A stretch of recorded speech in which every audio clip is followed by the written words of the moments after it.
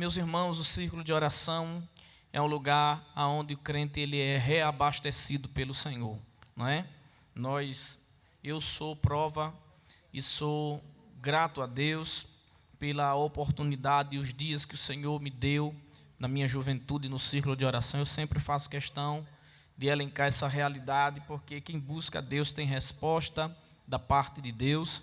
E como já dissemos, nesta tarde tem muita gente acompanhando pela internet, esta porta aberta que o Senhor proporcionou, não só para aqueles que são impossibilitados de virem ao templo, mas também aqueles que estão no trabalho, nas ocupações do dia a dia, alguém que está talvez até conectado num fone de ouvido, no carro, ouvindo apenas o áudio, enfim, aonde você estiver conectado.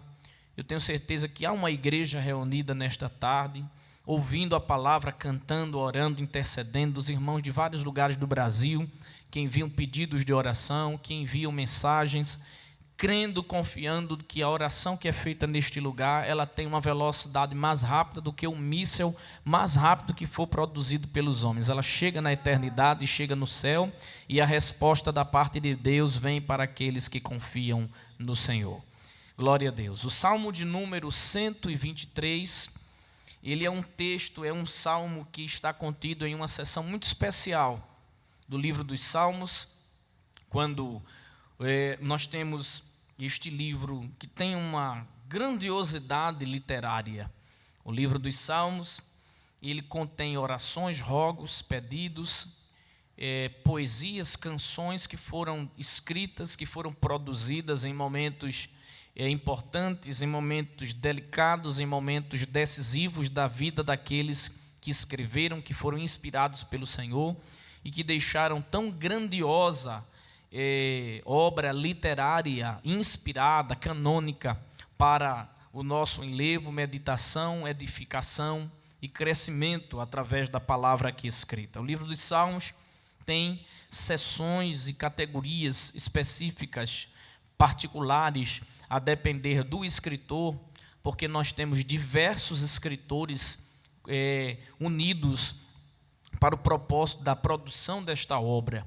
Nós temos salmos de Davi, que provavelmente a maioria dos salmos é atribuído a Davi, mas Davi não é o único compositor do livro. Nós temos salmos de Moisés, salmos de Salomão, Asaf, Gedutum, os filhos de Corá, salmos chamados de órfãos, que são os salmos anônimos, dos quais não há uma decisão de quem teria sido o compositor, o escritor de alguns salmos específicos.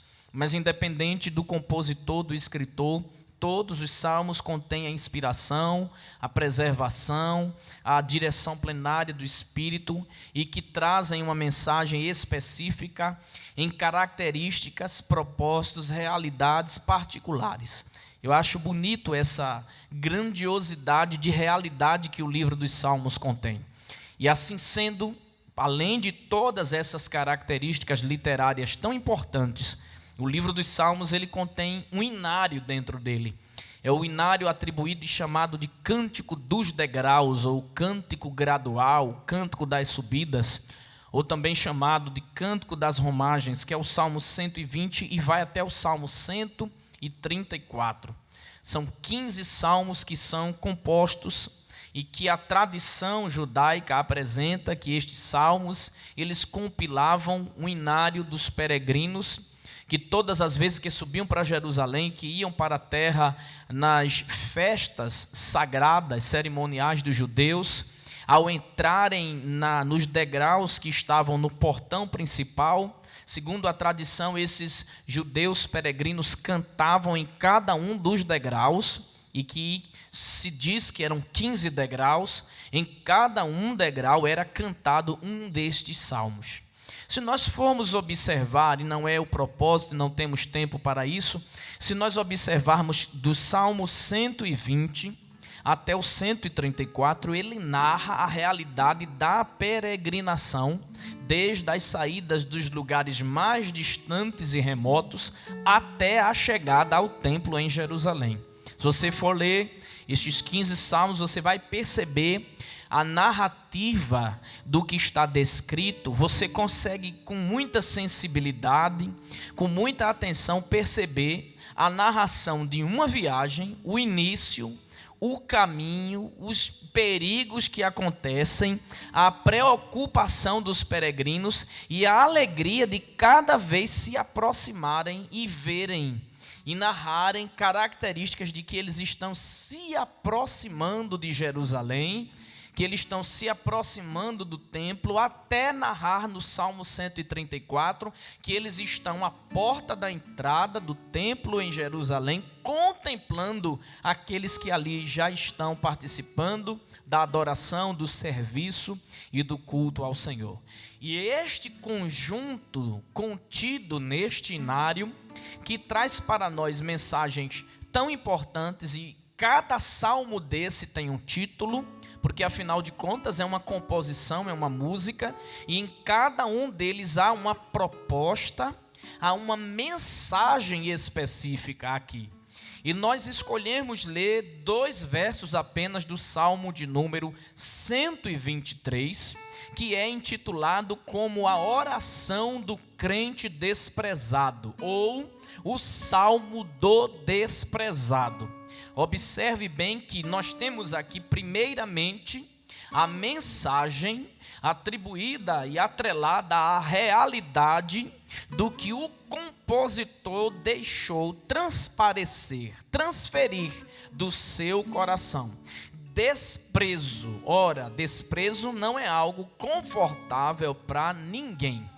Ninguém se sente bem ao ser destratado, desprezado, abandonado, desfavorecido. Desprezo dói, desprezo traz celeumas, marcas, a depender do nível, do tempo e da intensidade de alguém que foi deixado de lado por alguém. E por alguma circunstância isso traz marcas no ser humano que às vezes na ótica humana são irreversíveis. São marcas difíceis e dolorosas. E aqui o compositor está escrevendo e descrevendo a sua realidade e como ele se sente e o que ele espera de Deus mediante o que ele está passando, o que ele espera do Deus no qual ele confia. Qual é a ação de Deus mediante o desprezo? Primeiro, antes de desenvolvermos melhor a palavra, o salmista não está ensinando a Deus. O salmista não está exigindo de Deus. O salmista não está impondo o que é que Deus tem que fazer. Ele está apresentando a sua realidade e como é que ele está atento, aguardando como Deus irá reagir mediante ao desprezo em que ele está vivendo. Ora, podemos até imaginar, podemos até conjecturar que este que estava em atividade, ora, nós acabamos de dizer que o cântico cantado aqui é de quem está caminhando numa peregrinação até chegar em Jerusalém para celebrar uma festa. Mas nessa trajetória de circuito, de travessia, de caminhada, ele está dizendo que sofre o desprezo de alguém. Parece que não era para ser assim, mas o salmista diz, mesmo no caminho, caminhando, trabalhando, produzindo, cooperando, fazendo alguma coisa, tem alguém perto que parece que está fazendo a mesma coisa, mas está desprezando o salmista. São surpresas que a vida muitas vezes nos proporcionam. Às vezes, quando estamos envolvidos na obra de Deus, na trajetória da fé, alegres, contentes, satisfeitos, apesar dos pesares e das dificuldades, a gente vai caminhando, vai trabalhando, vai cooperando, vai ajudando, mas como se não bastasse o calor do deserto, como nós trouxemos uma palavra há um tempo atrás aqui, ainda aparece a personalidade de alguém que tenta diminuir o trabalho, que tenta diminuir a fé, fé, a atitude, a ação, irmã Sônia. É alguém que pensa, que diz assim: você está caminhando, você está indo na terça-feira à tarde ali fazer o quê? Você está indo cantar ali por quê? Você está vindo jejuar por quê? Você está fazendo visita ao enfermo para quê? Não faz isso não. É a mediocridade de quem não tem a sensibilidade da obra que Deus tem para fazer através de nós e tenta diminuir a nossa fé, a nossa alegria, a nossa dedicação, a nossa empolgação. E parece que não, mas isso começa a surtir um efeito contrário. É uma pressão que vai nos empurrando na ideia de nos tirar do caminho, da obra, do propósito, da vontade de Deus. E só dá vontade de parar, só dá vontade de baixar a cabeça, só dá vontade de desanimar, só dá vontade de desistir de tudo. Mas Deus, Ele está observando a nossa confiança nele. Porque foi assim que o salmista falou: enquanto alguém está o desprezando, o empurrando, querendo tirar do caminho, querendo diminuir, querendo fazer força para parar, para desistir, para andar para trás, ele está dizendo: eu não vou dar ibope, espaço para quem me despreza, para quem tenta me parar, para quem quer me empurrar para trás. Eu vou direcionar o meu olhar.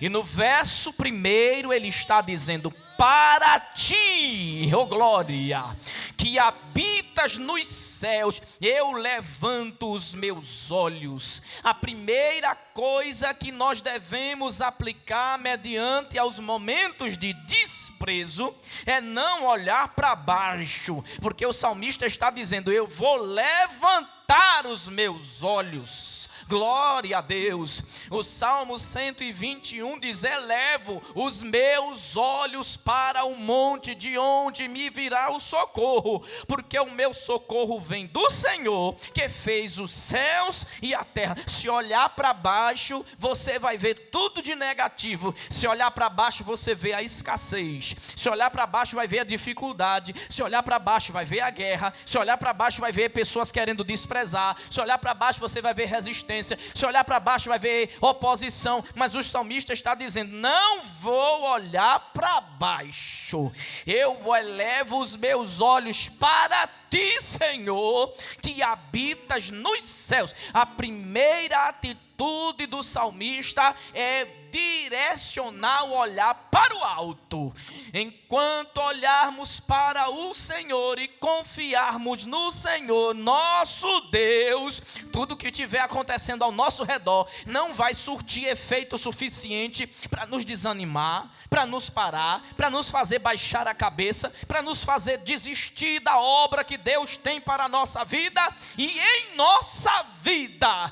Aleluia. Porque parece que não sabemos às vezes, mas às vezes tem gente fazendo força para parar a gente. Tem gente querendo colocar entulho no caminho, mas não vai adiantar. Enquanto olharmos para cima, Deus vai dando força, que a gente vai subindo, galgando pelas alturas. Se colocar um monturo, um entulho, Deus vai lhe dar força para você passar por cima, para você escalar a montanha e não parar, e avançar no propósito. Por quê? Porque temos uma direção mais alta para colocarmos o nosso olhar. Aleluia, glória a Deus. Ontem aqui no culto de Santa Ceia do Senhor, nós ouvimos o pastor equatoriano falando, e a expressão olhar no espanhol às vezes é mirar, e mirar exatamente é focar em um alvo. E quando nós focamos em um alvo, nós concentramos. Porque quem já brincou com algum brinquedo virtual ou com a criança na questão de tentar acertar um alvo, a visão é o alvo, não é nada ao redor. Você precisa concentrar na mira. E o que o salmista está dizendo aqui é: concentro o meu olhar em uma mira, e a mira não é para baixo, a mira não é para a direita, a mira não é para a esquerda, a mira não é nos arredores, a mira é para cima. Eu olho para aquele que habita nos altos céus. Glória ao nome bendito de Jesus. Glória a Deus. Esta é a primeira atitude que o salmista está revelando. Em segundo lugar, e o verso 2 é o ápice, é o centro da mensagem tratada, é que ele diz: eis que como os olhos dos servos atentam para as mãos do Senhor, e os olhos da serva para as mãos da sua senhora, assim os nossos olhos atentam para o Senhor nosso Deus, até que tenha piedade de nós. Me deixe construir a mensagem aqui. Essa analogia aqui não é uma poesia apenas, mas é uma transliteração da realidade de como os servos e como os escravos se relacionavam com os seus senhores. Os senhores, os grandes homens que tinham servos ao seu serviço, eles não direcionavam palavra para o servo. Eles direcionavam palavra para aqueles que estavam acima do servo. Porque se nós observarmos, desde o tempo de Abraão, nos períodos dos patriarcas, em outros períodos da aliança antiga, nós vamos ver que em alguns contextos históricos é revelado que os servos tinham aqueles que estavam acima, tinham líderes, tinham chefes que tinham determinados títulos a depender da cultura, do lugar, dos povos. Então, os senhores, os donos, os patrões, eles falavam com os seus subalternos imediatos, que direcionavam, que repassavam a ordem para os servos menores. Nunca um senhor, dono de campo, dono de vinha, dono de terra, direcionaria uma palavra direta para o servo, para o agricultor, para aquele que estava no serviço mais abaixo na escala. Mas ele narra aqui que era uma realidade que eles esperavam um comando olhando para a sua mão. Eles não direcionavam palavra, mas eles agiam com expressões e gestos através da sua mão. Ou seja, se o Senhor direcionasse fazendo um gesto, o servo entenderia o que o Senhor estava pedindo dentro da seara, dentro do campo, dentro da vinha, dentro da eira, ou em qualquer lugar que ele houvesse de desenvolver um trabalho. Se o Senhor chegasse ali, ele apenas faria sinais com as mãos. E o que é interessante é que o salmista se coloca numa posição de humilhação, dizendo: diante de tudo isso, eu sou servo teu, e como meu Senhor que tu és, eu apenas estou esperando um sinal do mover da tua mão para resolver o que o Senhor quiser fazer na minha vida. Mas eu quero construir com os irmãos uma coisa interessante. Quando nós falamos de Deus como ser divino, existe, claro, figuras de linguagem na Bíblia Sagrada e às vezes discussões desnecessárias que não levam a muita coisa, quando falam-se sobre características humanas atribuídas ao ser da divindade. Porque Deus, narrativamente na Bíblia Sagrada, é mostrado, Deus é Espírito. E alguns estudiosos da palavra, ao atribuir ou conceber a ideia de Deus como Espírito, negam características físicas em Deus. Já outros que, ao atrelar-se a textos bíblicos que falam das características pessoais, humanas, propriamente ditas de Deus, alguns de forma também um tanto exagerada, chegam a dizer que Deus, o Pai, a essência do poder, o divino poderoso, ele tem um corpo físico. E há debates e inquietações daqueles que negam Deus ter um corpo e aqueles que dizem alegar que Deus tem um corpo. Ora, nós entendemos que Deus é a essência de divindade. Deus, ele subsiste desde a eternidade passada até a eternidade futura. Ou seja, Deus sempre é Deus. Deus não era, Deus sempre é. No passado, Deus é. No presente, Deus é. E no futuro, o que há de ser, Deus já é. Nem chegamos no futuro. E a gente nunca consegue chegar no futuro. A gente só chega no presente. A gente só chega atrasado. Deus já é no futuro. Deus ainda é no passado. E Deus é Deus hoje, aqui, nesta tarde, na tua vida, na tua casa, na tua família. Aonde você estiver ouvindo esta palavra, Deus, Ele é. Aleluia. Ele é Deus, acima de tudo e de todos. Deus é. E Deus sendo Deus, descrito sendo uma essência espiritual, mas se revela e fala e se comunica com expressões dentro da compreensão humana. Porque se Deus fosse falar conosco numa esfera espiritual de divindade, de poder, nós não íamos entender nada. Então Deus fala conosco da forma que nós podemos entender. Deus atribui na linguagem da inspiração dos escritores características humanas. Ora, Deus é um ser pessoal. Sendo ser pessoal, Ele demonstra, Ele aplica-se em sentimentos e ações de pessoa. Não é pessoa física, mas em um ser pessoal, porque Deus é um ser pessoal. Como ser pessoal, Deus tem sentimentos. Como ser pessoal, Deus ama. Como ser pessoal, Deus fica irado. Como ser pessoal, Deus fica aborrecido. Como ser pessoal, Deus, Ele toma atitudes. Deus planeja. Deus traça planos. Deus executa os planos que Ele planeja. Ele determina, Ele age. Não tem quem impeça o que Ele, como ser pessoal, divino, poderoso, consiga arquitetar. O plano dos homens pode ser retardado, atrapalhado, falido, reprovado, mas o que Deus determina, ninguém atrasa, ninguém atrapalha. Oh glória, aleluia. Ninguém invalida o que Deus determina. Ele é Deus. Ele é Deus e é poderoso. Você pode glorificar a Deus nesta tarde ouvindo esta palavra. Este ser pessoal que interage, que se comunica, ele toma formas. No Antigo Testamento existem algumas revelações muito poderosas, as chamadas teofanias.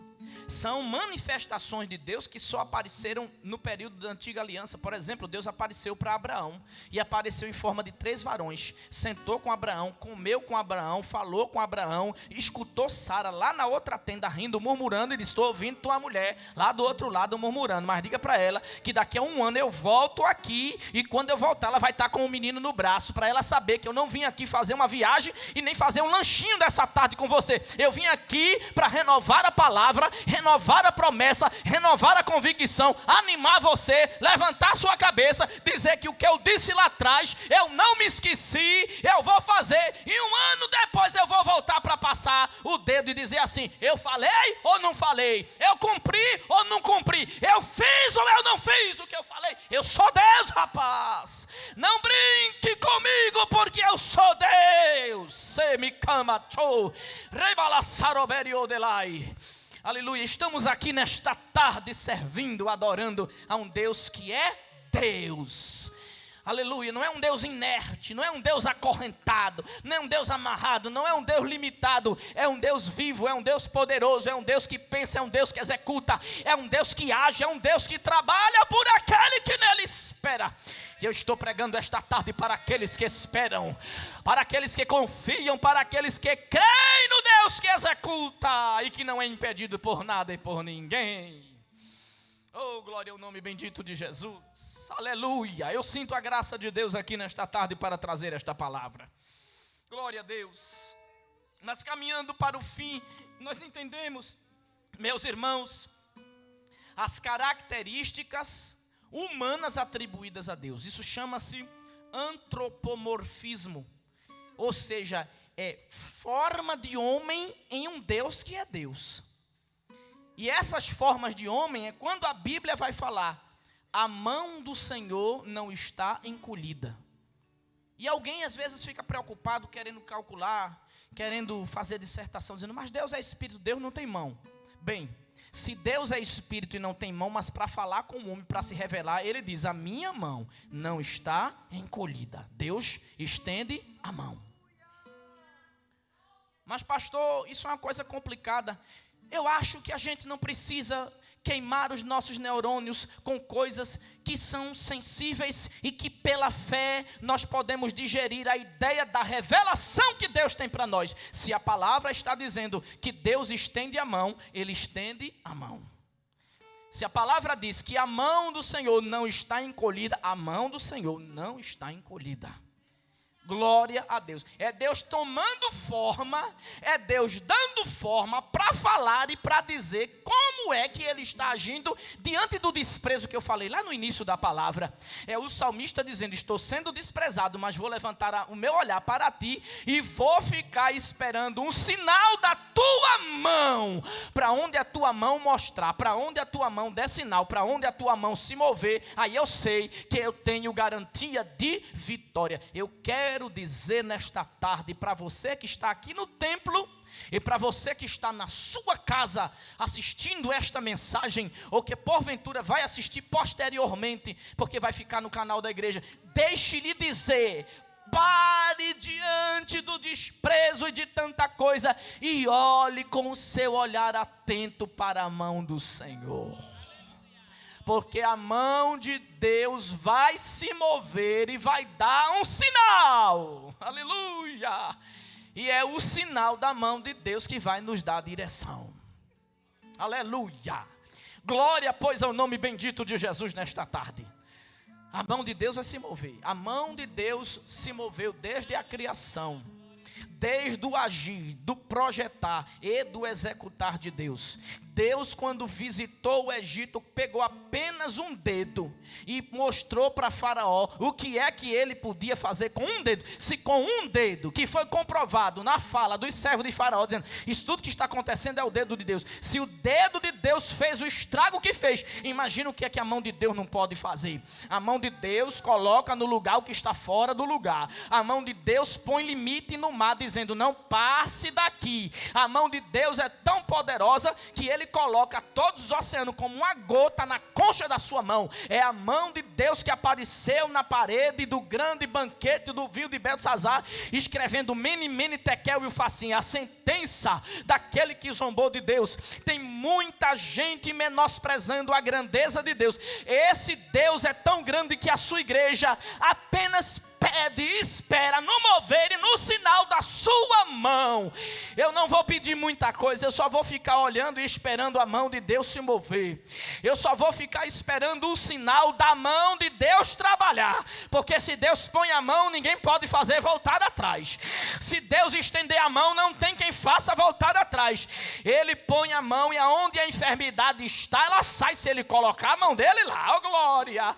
Eita, glória, o nome bendito de Jesus. Nesta tarde eu acredito que Deus está movendo a sua mão e fazendo um sinal para aqueles que estão confiando nele, esperando o sinal da sua mão. Receba esta palavra nesta tarde. Aleluia, aleluia, aleluia. Os meus olhos estão atentos, assim como o servo olha para a mão do seu Senhor. O diferente, irmãos, do texto é que aqui o salmista apresenta uma realidade de senhores que não falavam com os servos. A nossa diferença para ele, para a sua realidade, é que nós estamos aqui e o nosso Senhor fala. Nós não apenas recebemos dele pelo sinal da sua mão, ele também fala. Agora, se ele quiser mover a sua mão, ele vai mover para trazer vitória, para trazer paz, para trazer calma, para aqueles que esperam nele, que confiam nele e que estão com o seu olhar estendido, elevado, aguardando o mover da mão de Deus. Glória a Jesus. Nessa tarde, quem veio aqui e quem está em casa até agora acompanhando pela internet, saiba de uma coisa: você não vai perder nada em aguardar a mão de Deus se mover. Tem coisa que a gente não faz, tem coisa que a gente não consegue, mas a mão de Deus consegue. A mão de Deus consegue, é a mão de Deus que faz a guerra cessar. É a mão de Deus que quebra o arco, corta a lança, queima o carro no fogo.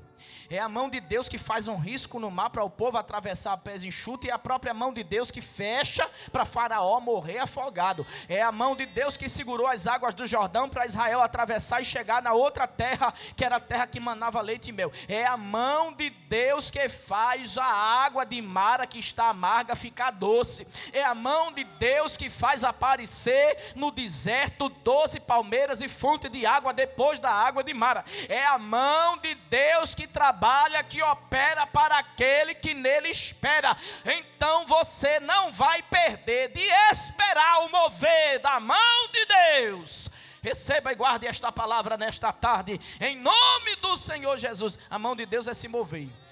A mão de Deus vai se mover. A mão de Deus vai se mover. Para quem está esperando, para quem está aguardando, para quem está chorando, para quem está gemendo, para quem está fazendo a obra, para quem está trabalhando, para quem está cooperando, para quem está ajudando, para quem está gemendo, para quem está sentindo aflição, a mão de Deus vai se mover. Assim diz o Senhor nesta tarde, para a igreja que recebe a palavra dEle. Aleluia, aleluia, eu recebo esta palavra. Eu creio nesta palavra. A mão de Deus vai operar. A mão de Deus vai operar. Tem um hino antigo de Jair Santos que canta assim: a mão de Deus vai operar, e a vitória certa será. Aleluia, aleluia. A mão de Deus. Não espere pela mão do seu patrão. Não espere pela mão do político. Não espere pela mão de alguém que te prometeu e está te dando gelo, está te deixando para trás. Olha para a mão de Deus, porque ela vai se mover ao teu respeito. E tu vai dizer: foi a mão de Deus, foi a mão de Deus, foi a mão de Deus, foi a mão de Deus. Aleluia, foi a mão de Deus. A mão de Deus vai operar. Espera a mão de Deus se mover. Espera o sinal da mão do teu Senhor. Aleluia. Tem gente por aí que canta dizendo: se você segurar a mão de Deus, você cai. Deixe Deus segurar a tua mão. Irmão, quem está na mão de Deus não cai. Ele segura, ele te diz: eu te pego pela mão direita e te digo: não temas, porque eu te ajudo, eu sou contigo. O ato de estender a mão é um sinal de benevolência, de atenção, de ajuda, de cuidado. A mão de Deus está estendida para ser cuidado para você, para ser socorro para você, para ser auxílio para você, para ser favor para a tua vida. A mão de Deus. Sai daqui nesta tarde levando esta palavra para a tua casa, para a tua família, no teu trabalho, onde você estiver nesta tarde. É a mão de Deus. É a mão de Deus. Tem muita gente que acha que tem, que diz que pode, que diz que faz, mas é pobre, é limitado, é fraco. Porque se a mão de Deus desligar o controle da existência, para e não faz nada. A mão de Deus é a mão que tem o controle do universo. E é por isso que a igreja está parada, olhando para cima e esperando a mão de Deus se mover. Aleluia. Eu creio, irmãos. Eu creio nesta palavra. A igreja que espera vai ver a mão de Deus se mover. A mão de Deus se mover. Que Deus abençoe esta igreja. Deus abençoe o nosso pastor, a nossa coordenadora, as irmãs que fazem o círculo de oração. E você que está na sua casa, guarde esta palavra, a mão de Deus. Espera a mão do teu Senhor se mover. Espera a mão do teu Senhor se mover. Aí tem aquele hino também, eu creio que os irmãos sabem. Põe a tua mão na mão do meu Senhor, na Galileia. Põe a tua mão na mão do meu Senhor, que acalma o mar. Meu Jesus quer cuidar de ti, noite e dia sem cessar. Põe a tua mão na mão do meu Senhor, que acalma o mar. A mão dele vai acalmar o mar. Confia, e tu vai glorificar o nome do Senhor. Quantos recebem a palavra desta tarde? Glorifiquem a Deus. Amém. Que Deus abençoe. Agora você pode fazer a sua contribuição através do Pix, uma operação rápida, segura e sem custos. Abra o aplicativo do seu banco, clique na opção Pix e em seguida vá na opção Transferência. Depois é só digitar a nossa chave Pix, que pode ser o nosso CNPJ 11 120 490 0001 86. Nosso e-mail contribua@eadalp.org.br ou nosso celular 81 98883 2755. Verifique se a contribuição é para a Igreja Evangélica Assembleia de Deus em Abreu Lima, Pernambuco. Confirme a transferência e depois siga o procedimento do seu banco. Anote nossas chaves Pix para não esquecer. CNPJ 11 120 490 0001 86. E-mail contribua@iadalp.org.br. Celular 81 98883 2755. Você está contribuindo para o crescimento da obra de Deus.